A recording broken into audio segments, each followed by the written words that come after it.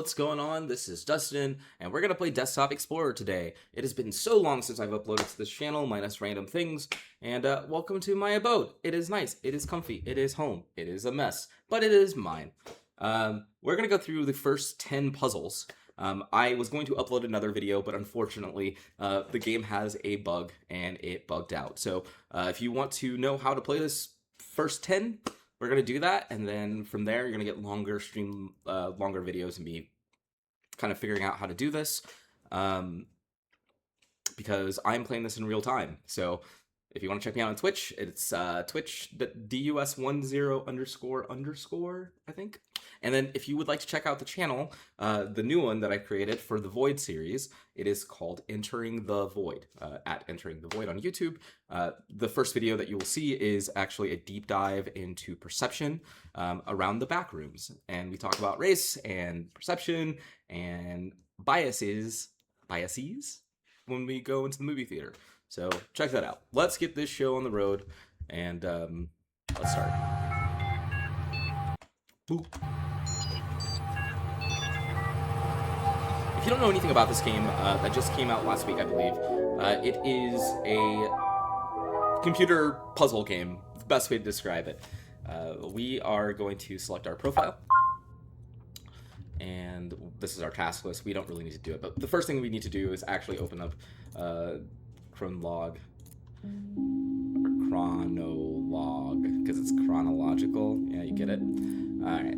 For the brightest voice. For the brightest lass in the seven seas, every day it becomes a bit harder for me to remember. Every once in a while, I'll have what my doctor calls lucid periods and recall memories I may never think of again. I leave you this information along with my computer. There are other users, the previous owners of this computer. There's a strange program called Desktop Explorer. It's inside the Open Me folder on my desktop. The password for it is your nickname. It is all related to the disappearance of someone I cared about. In this computer, you'll find my utmost intimate thoughts. I trust you with them, since the only thing I admire more than your wits is your kind heart. I want to end this letter with a poem. If we're apart, look at the moon, for I will do too. If I am gone, look at the stars, for I am with you. Goodbye, Guppy, your uncle. And welcome to the chronologue. Select an entry, or you're at a path. Today was the last day before my uncle left for intensive care. It was very surreal having him hug me while I was crying because he didn't even know why I was so sad in the first place. This is his old computer. I replaced the mouse, keyboard, and speakers, but I couldn't hook it up to any internet connection. It doesn't really matter. Everything I need is here. I just read the letter he left me. I thought I had more tears left in me, but I was wrong. I felt like this is the start of a detective mission. It's time to install the Desktop Explorer and see what it's about. Password for the folder. Uncle Hal was the only one to call me by my nickname. That one, this one's for you, Captain Halibut. Excuse my reading. It is Guppy. That's what Uncle said, and we are going to install the Desktop Explorer.exe, or executable. And I'm gonna make some tea while we start this process. I'm gonna let, this kind of go on. Just for a second. Just for a quick second, I'm so sorry. The quickest of seconds humanly possible.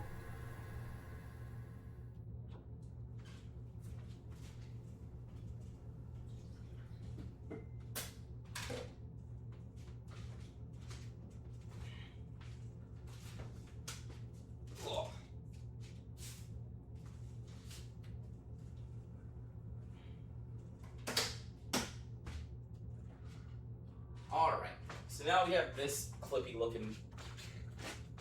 I'm trying not to cuss, but I'm going to. This clippy looking fuck. He's basically saying, oh, it's been a while, you don't know me. Alright, cool. So basically it teaches us how to play, and it tells us that we can sometimes use a source code, okay? Alright, hurry up. And also, I believe this is a horror game too. Alright. Thank you. Goodbye, Pizarro. Alright, so we're starting off with puzzle 0. Sometimes you'll have to... puzzle 1. Get an image. another image, and then we have another part of the story. You are lost. You find yourself between the sea and a lush forest, dragging your feet in the sand, a beach you've never seen before. Aside from your wits and senses, you bear only a small compass, which has been damaged in a fall. Among the shore's dark rocks, you spot what looks like to be an entrance of a cave. Approaching it reveals that its entrance is narrower than you anticipated. Letters written in the sand start fading away as it starts to rain heavily. Before taking shelter, you manage to read some of it. You assume it's the cave's name. Fortuna, and that is our password for puzzle 1. Cool. We can close these images, we don't need them right now, and I will keep the ones that we absolutely do need as long as I don't run out of memory, because there's a limit of 10. As you glance inside the new shelter, you notice a few cracks between the boulders on top. You quickly realize the lack of natural light in there. Despite not being able to see much of the cave's darkness, you stumble upon a stick next to a rolled-up scroll. As you open it, you discover it is comically long. Chant my name, O child, and your voice will bear my fire. When dust surrounds me, Inanna lights my path. I think that's how you say that. Here's the picture of the torch. We will not need it again, but we do need to type in Inanna, whatever that is. Cool, so we are good with this one. Let's get rid of the torch. Cool, light a path. After barely pronouncing the name, you read the tip of the stick you're holding kindled into a soft flame. You now hold a torch of suspicious origin. With a newly lit path, and you press on to the room with the white strips of papyrus on the floor. You notice strokes and writing scattered on it. Along with some suspicious-looking creases, you read, answer quickly and answer proud. Oh, solve my riddle, say it aloud. Garden the flower with my hose. Wouldn't you know it, I use my nose. The rest is lost in the paper's folded format. The answer lies with this ancient paper. Think.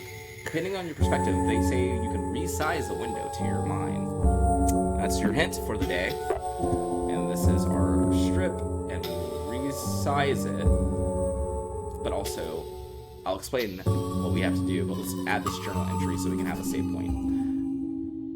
I've noticed that I kept writing depressive thoughts, so today I will write about one of my favorite memories. I don't remember the exact date, but this was the birth of the short-lived Angler trio. Little Guppy's first fishing trip, and she blessed us with endless catches. We filled the boat so fast that old Walleye started singing again. When we got home, we tossed the pap and baby formula. We toasted with the pap and baby formula, excuse me. Oh, how I miss you, big bro. Your memory might falter sometimes, but I won't forget you anytime soon, since Guppy has your melancholic eyes. Yeah, I know what that feeling's like. It's funny how I can't think of us three without our codenames, but I wouldn't have it any other way. As long as our young lass breathes, the Angler trio lives on. Cool. We don't have anything. Alright, so essentially we can look at a source code. That is how we do things around here. So we view, in this case we're going to do like word wrap. And this is how we get our puzzle. And we have to find it just right. And there is our passwords, Elephas. Cool, we did it. As you solve the riddle after folding the papyrus, the elephant's trunk points to the path in the distance. Was it always there? You make your way through this passageway, which leads to an empty enclosed space within the cavern.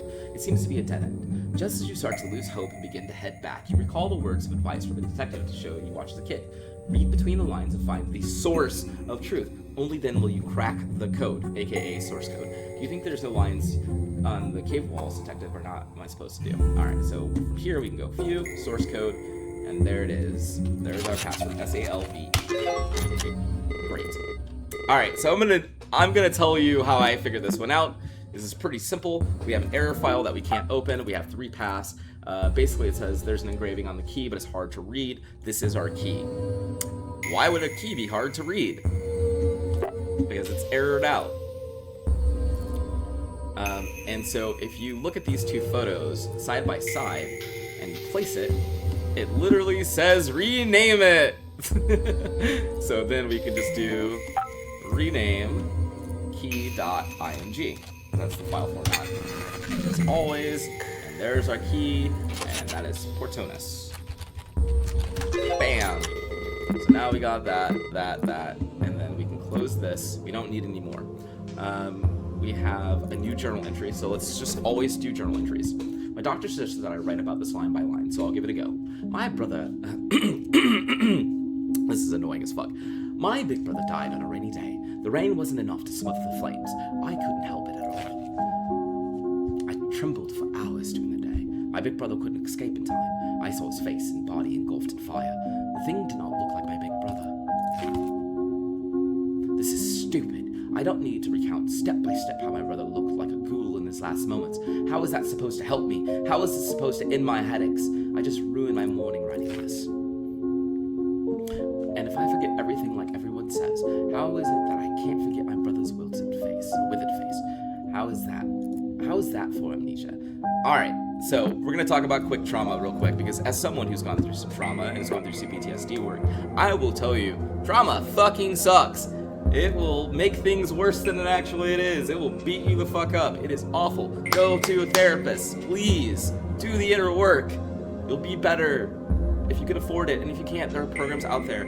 Please take care of your mental health. Please. It's super important. I went nuts. I am so much better now. The healing journey has changed. I feel like $1 million. Even though there's a lot of other stuff going on still. We'll talk about that another day. Hey! Alright, cool. So we got our etched wall. It says, dare to say my name. And then the rock, you shake the key and it reveals a message. You turn the lock with it. A small chamber, like a closet, is behind a big central door. The rock walls in this compartment are completely covered with the same etched phrase, dare to say my name. You know from experience that speaking alone holds some type of power. Examining the room, you're sure that the only way to find forward is to call their name, whatever it may be. Who wrote these words anyway? So this one pisses me off, because like it's still teaching you how to use Windows, essentially. You right-click it and you go to properties. You right-click it and you go to properties, and that is your password. MMTT. Also, I just realized that it doesn't have to be capitalized. Alright. So these next few are weird. As you pass your hand through the wall, the thought of a name you can't pronounce zooms through your head. You close your eyes and shake your head briefly. As you open them again, in front of you, the darkest passage so far is revealed to you. You delve inside. The torch you carry barely lights your arm, while everything else is completely lost in blackness. Shortly after you start to doubt yourself and think of heading back, your vision becomes completely devoid of light as the last spark of the stick expires. Rather than panicking, calm surrounds you. Somehow, you feel even more capable of revealing what's hidden in the dark, aka a hidden folder. So what we do want is this flat stone. We will be using that. For a brief moment, you sense something behind you. Between the crevices of the wall, you're barely able to see what appears to be a human figure. After focusing for a bit, you make out a withered face and a set of melancholic eyes. As for you take your first step forward, the stranger runs off, leaving you the sound of pebbles tumbling to the ground. Alright, so we can close this, and we can go View, Hidden Files. And right here, we have our two new files. Heightened Senses. The improvement of your vision has reached its peak. The dark still hinders your sight, but you feel comfortable moving within. You even start to noticing the details in walls behind arm reach. You find a boulder next to you with an engraved warning. Keep out. Reaching this point must have required courage, but getting past it is utter foolishness. Heed my words and turn back now before it is too late. Cassandra. So we know that the password is Cassandra. We can close everything else, type in Cassandra, and now we have our flat stone small. This is our password. It is Rubicon. You ignore Cassandra's warning and press on, only to find a contrasting scene. A calm and lighted room surrounded by stalagmites. You can clearly see the way forward, but your intuition tells you that these stalagmites are worthy of attention. This short breath breaks through your anxiety and continue on. So we continue on. We need the dead flat stone M. That is the second image that we need for this puzzle. We can still keep this if you can remember Rubicon, please do. And this basically tells us that there is a dead end. It's far off behind the cave that you hear a live thunk. So now you have to go back. And you'll notice you can't go back. It stops you at puzzle 2, which is good. Right here, you'll see a symbol, which is weird. And we're gonna pull up this. Even after retracting your steps perfectly, you doubt the sense of direction. The cave's mouth is nowhere to be seen. It's only when you find the scroll from the beginning of your adventure on the ground that you hear the storm outside. You successfully backtrack to the entrance, but the landscape has changed. The only exit from this cavern to the shore has now been replaced by walls and stalagmites. On the ground lies a chisel of some kind. You could use it to carve some symbol into this new landscape. And then we can't go back. It's impossible. And there's our torch. can we view a hidden file? Boom. There is our puzzle from before, which is Rubicon. And now we're here, and we have all 3 images that we need. We can close this one, and we'll get our stone. We can also close this, even though we'll probably use it at some point, but for now, we're good. So we have flat stone S, M, and L. And here is the mural that we'll be using. We'll close it for now. There's a new journal entry. Let's just go ahead and do that. Today I remembered something delightful, so I'll write about it and make it harder to forget. With the smell of cake in the oven, my nostrils tickled, and I couldn't shake the image of her, smiling at me. I think of her not only as the model of the perfect mother, but also as the ideal wife. I've dreamed of having a family for as long as I can remember, but I can't help feeling nauseous knowing it's basically took over another man's household. It's not my fault that a woman and a child need the presence of a father. I only wish to help. Why do I feel guilty when the only one at fault is the absent old man? I'm rambling again, and my sweet memories tarnished by sour shame. What will my brother think of me? AKA, your brother died, you're going through fucking trauma, and you trauma bonded with your goddamn brother's wife. That's pretty much it. Alright, cool. And then we have our altar. The moment you start carving, the wall becomes... the moment you start carving, the wall before you starts to move. As if a small earthquake takes over the cave, the landscape revealed in front of you is now a long hall-like chamber. It resembles an auditorium or altar. Its features seem designed by humans, yet shaped by regular erosion. At the center, you find an empty stretch of space surrounding you by unordered piles of stones. Engraved on the ground, you read the following message. When the path toward truth is unknown, nature will lead me through stacking stones. Aha! That's your hint!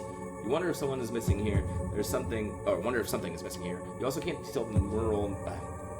There's also a detailed mural in the back of the room, and you can't shake the feeling that it's hiding a different story, which it is. So we'll take our large stone, our medium stone, and our small stone, and stack them.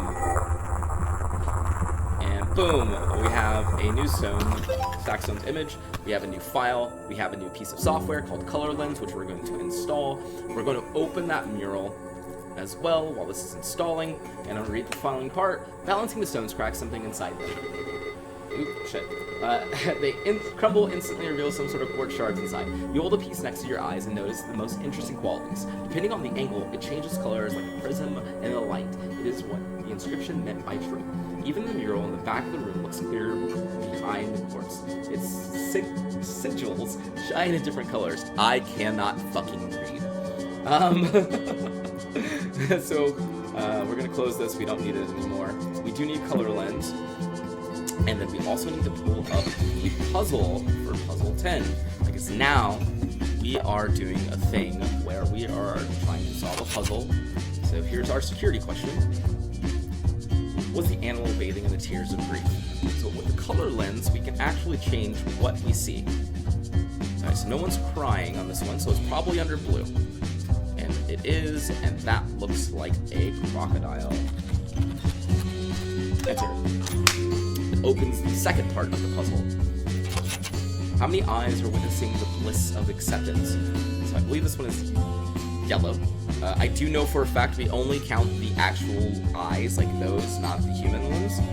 And I know for a fact it is 14. You have your weird, accurate angel as well. Cool. And then from here we open up puzzle 10. How did wrath manifest around the person on the boat? Okay, that's fire. And finally, who's the dead man on the boat? Yeah, that's a weird question. And I don't know how we're supposed to find that final one. Like, who is the dead man on the boat? And my only guess would be my father in the story. And I'm just curious about this, because I don't want to be wrong.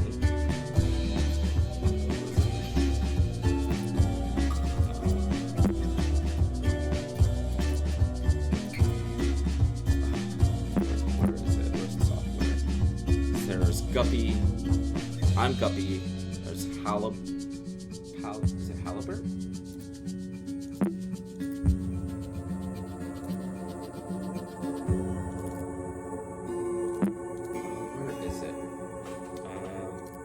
sorry. I would have. Oh, is it Chrome log? Yeah. All right. Okay, so boom. And I'm just gonna assume it's halberd, right? Like it's the only thing I can think of.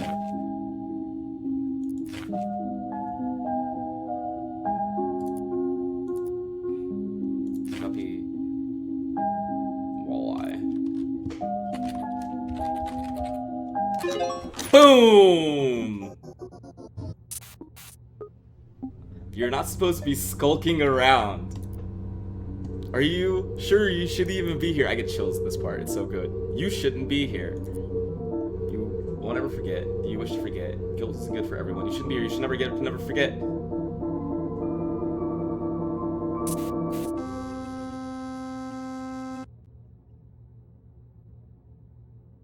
It crashed. It's so good. It's so good. Alert, recover password. All right, so this is where I'm going to stop this video. I'm going to upload the rest. Like I said, this one was a quick video. Make sure you go and check out the Entering the Void YouTube channel where we talk about all the other things. And thanks for watching. This is now officially a second channel where I get to play video games and I don't give a fuck about life anymore. Peace out.